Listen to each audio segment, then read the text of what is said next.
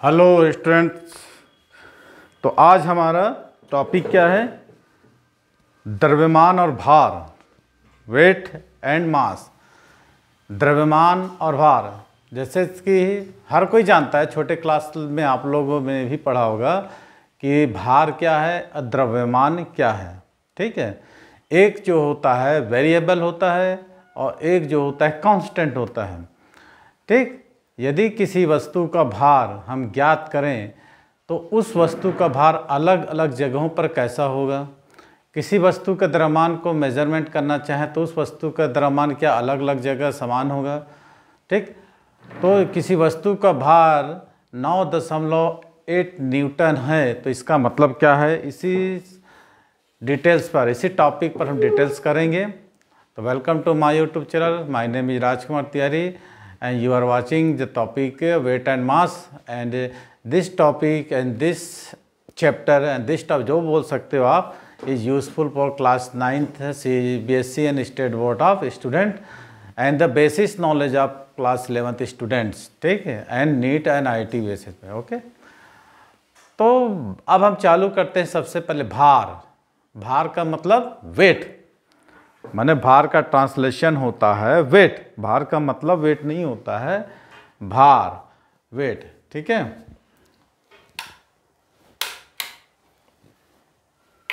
भार का मतलब द्रव्यमान, मास। थोड़ा सा लाइट जला देते हैं ताकि आप लोगों को समझने में दिक्कत ना हो। Okay, means weight. तो अगर आपको एग्ज़ाम में आ जाए what do you mean by weight, तो क्या लिखोगे? The weight of body is defined, the weight of the body is defined as the with which the body is attack the centre of the अर्थ। ठीक, माने भार का मतलब होता है कि पृथ्वी, the weight of the body is defined as the force with which the body is attracted toward the centre of earth. ठीक है, जिस बल से पृथ्वी किसी वस्तु को अपनी ओर खींचती है। तो माने एक भार, एक भारहीनता, वेट एंड वेटलेसनेस। भारहीनता माने भार का अनुभव नहीं करना। माने जब पृथ्वी किसी वस्तु को अपने किसी बल से, जिसको हम ग्रेविटेशनल पुल या गुरुत्वाकर्षण बल कहते हैं, अपने सेंटर की ओर खींचती है, जिसको न्यूटन ने सबसे पहले प्रूव किया था कि जैसे हमने देखे थे gravitation law, the force of attraction between two object is the directly proportion to the product of their magnitude of their masses and inversely proportion to the square of distance between them।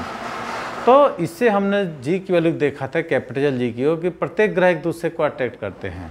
ठीक, उसी तरह पृथ्वी जो होती है ना, जिस बल से अपने केंद्र की ओर वस्तु को खींचती है उसको हम भार बोलते हैं। The weight of the body defined as the force with which the body attracted the centre of the अर्थ। ठीक, इन अदर वर्ड्स, अब दूसरे शब्दों में यदि हम दिखाना चाहें, other words, wait of the body is the force of earth gravity. The weight of the body, force of earth gravity acting on the body is represented by W। ठीक है, क्या लिखोगे? इन अदर वर्ड्स, दूसरे शब्दों में लिखते हैं wait of the body is the force of earth gravity, the force of earth gravity acting on the body. और इसको हम किससे रिप्रेजेंट करते हैं? भार को W से। तो फोर्स इक्वल टू क्या होता है? Mass into acceleration. हम पढ़ चुके थे ना लास्ट टाइम। तो force is equal to the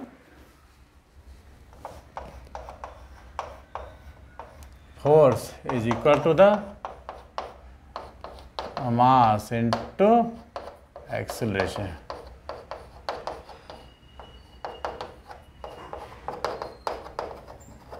है ना, force is equal to the mass into acceleration. Okay, and acceleration में भार बराबर द्रव्यमान गुणित गति त्वरण, ये न्यूटन का सेकंड नियम भी है ना।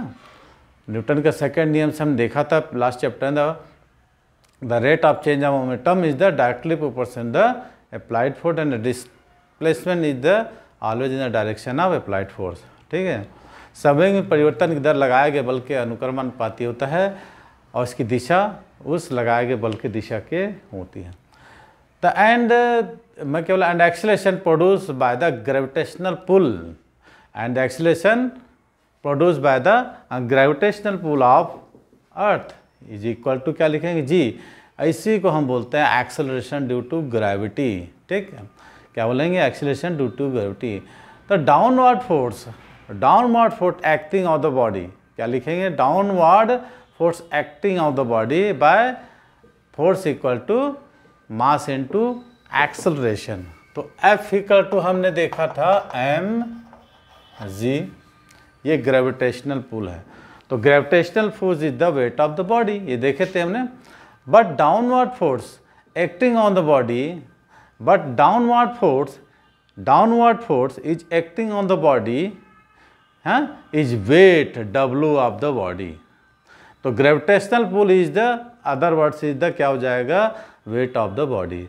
तो हमने लिखा कि downward force is acting on the body is the weight of the body represented by W। Then W equal to कितना हो जाएगा, ठीक है, ये क्या हो जाएगा, ग्रेविटेशनल पुल इज क्या हो जाएगा, वेट ऑफ द बॉडी।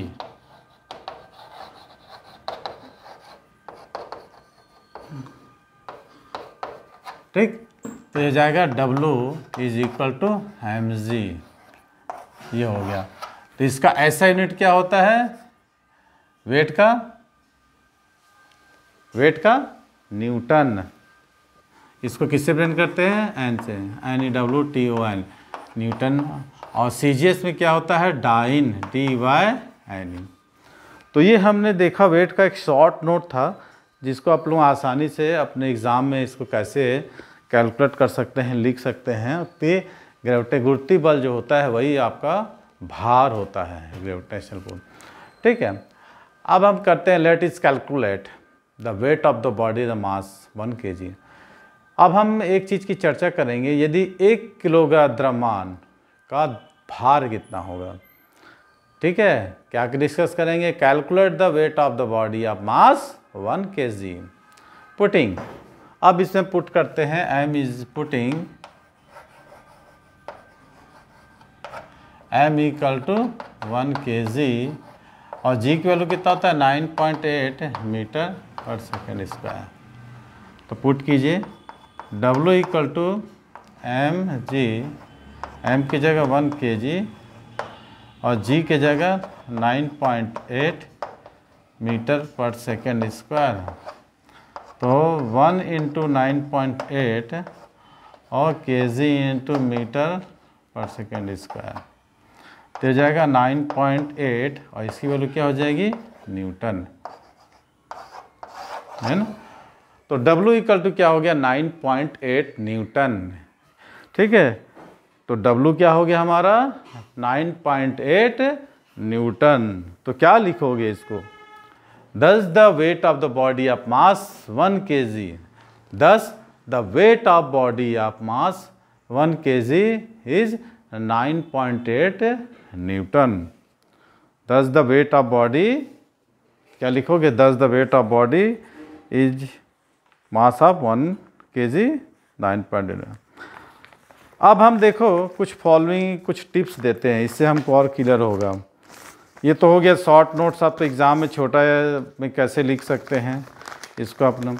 तो कुछ इसमें आपको अंडरस्टूड है, कुछ समझना भी ज़रूरी होता है। ठीक है, उसको मैं थोड़ा सा क्लियरली समझा देता हूँ। लिखो, फॉलोइंग कुछ टिप्स हैं।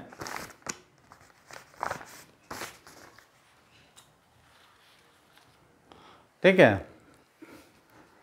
The following points should be clearly, ठीक, understand regarding weight। वेट के बारे में कुछ टिप्स मैं दे रहा हूँ जिससे आप और अच्छी क्लियर होगा। अब देखो वेट के बारे में कुछ इंपॉर्टेंट, ठीक है। At a given place the weight, क्या लिखोगे, at a given place the weight of g is constant. ठीक है, किसी दिए at a given place the weight of g constant from W equal to mg, है ना, W equal to mg at a given place the value of g is constant. तो W equal to क्या था हमारे पास, mg। तो W is the directly proportion to m। जो weight था वो द्रव्यमान की क्या होती है, अनुक्रमानुपाती होती है। तो क्या होगा यदि कोई वस्तु जिसका द्रव्यमान ज़्यादा है तो उसका वेट भी ज़्यादा होगा, माने ज़्यादा द्रव्यमान की वस्तु में ज़्यादा वेट, कम द्रव्यमान की वस्तु में कम वेट लगेगा। ठीक है, नंबर 2 क्या लिखोगे इसको हिंदी में?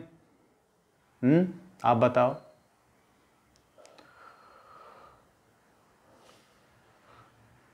It a given weight of body directly proportional to the mass of the body, therefore weight can be taken as a nature of mass and vice versa, है ना। अब नंबर 2 क्या टिप्स डालोगे? Wait of body is a vector quantity, या एक सदिश quantity, सदिश मात्रक है, क्वांटिटी सदिश मात्रा है। It has the magnitude as well as direction, इसके साथ दिशा और परिमाण दोनों की। It has the magnitude as well as direction, the direction of weight is always toward the centre of the weight. क्या लिखोगे कि जो भार है एक सदिश राशि है। ठीक है, भार क्या है? सदिश राशि है। इसके लिए हमको दिशा का ज्ञान और परिमाण दोनों को ज़रूरत होता है, और इसकी दिशा क्या होती है? पृथ्वी के केंद्र की ओर होती है। ठीक है, the direction is always toward the centre of earth. तो ये यहाँ तक कुछ किसी को समझ में आई है? नहीं आई तो पूछ सकते हो। ये वेट के बारे में एक शॉर्ट नोट्स था। ठीक है, कोई डाउट? क्लास 9 के CBSE के बच्चे, CG के बच्चे ये वेट के बारे में इतना लिख सकते हैं।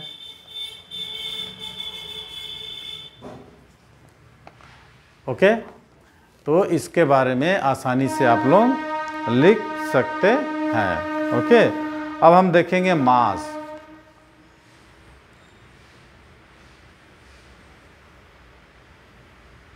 क्या देखेंगे? मास।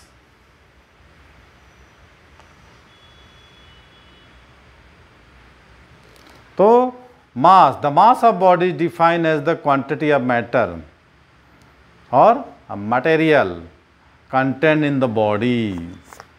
कितना उसमें मास है, कंटेंट कितना है, क्वांटिटी ऑफ मैटर पदार्थ की मात्रा। ओके, क्या लिखोगे? मास। हेडिंग डाल देते हैं। द्रव्यमान और भार, इसके बारे में थोड़ा सा डिटेल्स और आगे करेंगे। क्या करेंगे? The mass of a body, the mass of a body is defined as the quantity of matter, या मटेरियल बोल सकते हैं, कंटेंट इन द बॉडी, है ना। It is represented by m, और ऐसा यूनिट होगा किलोग्राम, और CGS यूनिट क्या होगा? द्रव्यमान। अब इसमें भी कुछ पॉइंट्स हैं, है ना, तो उसके लिए हमको और अच्छे से क्लियर ही हो जाएगा। The following points should be clearly understood about mass, should be clearly understood about mass. तो नंबर 1 लिखिए, as the quantity of matter of body is not going to change. क्या लिखोगे? Number 1, as the quantity of matter, पदार्थ की मात्रा, a body does not change wherever is taken as, कहीं भी ले जाओ इसका मात्रा, पदार्थ की मात्रा कभी चेंज नहीं होती है, मास चेंज नहीं होता है। Therefore mass is body always constant. द्रव्यमान कहीं भी लेकर जाओ कहीं कम नहीं होता, उतना का उतना ही रहता है। फॉर एग्जाम्पल देखिए, the mass of body at place, मान लो किसी जगह पर किसी वस्तु का द्रव्यमान कितना है? 10 kg। The mass of body at a place is 10 kilogram, it will remain 10 kilogram even when it is taken to any other place of the अर्थ।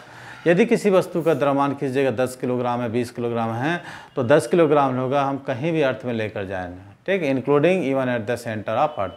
इसमें क्या है? पृथ्वी के केंद्र पर भी निर्भर है, और body taken at the moon at taken at any other planet. यदि हम मून पर ले जाएँ या किसी अन्य ग्रह पर ले जाएँ, और when it is the free space, या फिर हम ऐसा जगह में जाए मुक्त आकाश में, फ्री स्पेस में होगा। एक होता है एयर वैक्यूम, एक होता है फ्री स्पेस में। माने ये हम बोल सकते हैं कि किसी वस्तु का द्रव्यमान हमेशा नियत रहता है, वह हम कहीं पे लेकर जाएं, पृथ्वी के सेंटर में ले जाएं, चंद्रमा पर ले जाएं, या फिर किसी मून इनर प्लेनेट पर ले जाएं, और या फिर हम फ्री स्पेस में लगाएं। तो कहने का मतलब होता है पृथ्वी का द्रव्यमान रिमेन्स कांस्टेंट।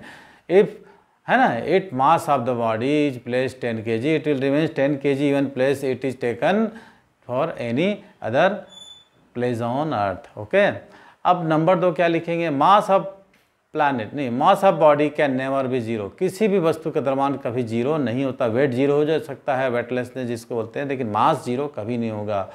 ठीक है, क्या होगा? As the quantity of matter in the body can not be destroyed. Number 3 क्या लिखेंगे, mass of body is measure of inertia of the body. किससे, जड़त्व से पढ़े, mass of the body is the measure of inertia of the body. किससे हम मापते हैं, वस्तु के जड़त्व से। Larger the mass greater in the inertia, जितना ज़्यादा उसका द्रव्यमान होगा उतना ही ज़्यादा उसका क्या होगा, जड़त्व होगा। मान लो कोई भारी भरकम चीज़ है तो उसको हिलाने में हमको ज़्यादा बल लगेगा, उसका जड़त्व ज़्यादा होगा। कोई पतला है तो फूंक दो कि उड़ जाओगे, पंख जैसे, पंख को फूंक दो कि उड़ जाएगा, वही पत्थर को फूकोगे तो नहीं उड़ेगा। तो मतलब जो है जिसका मास ज़्यादा होगा इनर्शिया ज़्यादा होगी, है ना, इन ज़्यादा।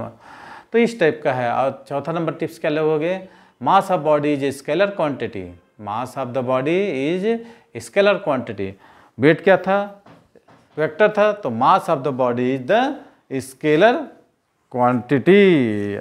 अधिष्ठाती, it has magnitude only as no direction. इसके लिए हमको सिर्फ जो है परिमाण की आवश्यकता होती है, लेकिन दिशा की आवश्यकता क्या होती है, नहीं होती है ना। इट हैज़ ओनली मैग्नीट्यूड बस नो डायरेक्शन। क्या लिखोगे, the mass of the body is the scalar quantity, it has only magnitude but have no direction. ठीक है, therefore mass of the bodies can be added algebraic, माने कि ज्यामितीय विधि से इसको हम जोड़ सकते हैं, क्योंकि मास एक अदिश राशि है। अब अगला नंबर क्या हो गया, mass of the body is affected है, mass of the body is not affected by the presence of absence of other bodies near. किसी हो के दूसरी वस्तु के होने या नहीं होने से उसके द्रव्यमान में कोई फर्क नहीं होता। Mass of the body not affected by the presence और absence of other bodies near it. अगला नंबर दिया होगा, mass of the body can be measure by a common, ठीक, बैलेंस है, स्प्रिंग बैलेंस से होगा। तो ये था मास के बारे में हमने जो थोड़ा सा एक्सप्लेन किया। तो ये ज़्यादा नहीं, हमारा सम 17-18 मिनट की वीडियो है जो आप लोगों के लिए बनाए हैं हमने। अब हम इस पर अगला टॉपिक में हम क्या कंपेयर करेंगे कि ग्रेविटी जो होगा कि दूसरी प्लेनेट पर, जैसे मून पर ग्रेविटी जो होता है, अर्थ की ग्रेविटी का कितना होता है, 1/6 टाइम्स होता है। तो अगला टॉपिक आप लोग नोट कर सकते हो, उसको हम अगले टॉपिक में कम से कम 15-20 मिनट की वीडियो में उसको एक्सप्लेन कर देंगे। ओके, तो मास के बारे में हमने देखा, ठीक, कि इसको हम क्या कर सकते हैं, जोड़ सकते हैं क्या, as the centre of r g equal to 0, as the weight of W equal नहीं, and the value of g change from place to place, therefore the weight of the body, है ना, ऐसा तो हमने देख लिया था। तो मास के बारे में अभी हमने बता दिया। Mass is body not affected, mass of the body can measure by the common balance. ठीक है, तो अब हम अगला टॉपिक क्या है, wait of the object at the moon. तो नेक्स्ट वीडियो में आप लोगों को बताऊंगा कि क्या होगा, किसी भी वस्तु का मून पर भार कितना होगा। ओके,